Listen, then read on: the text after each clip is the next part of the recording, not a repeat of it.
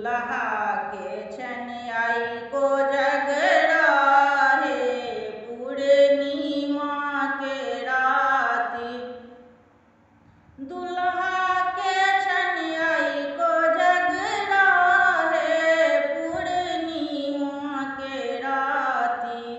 दुल्हा के छनियाई को जगरा है पूर्णिमा के राती।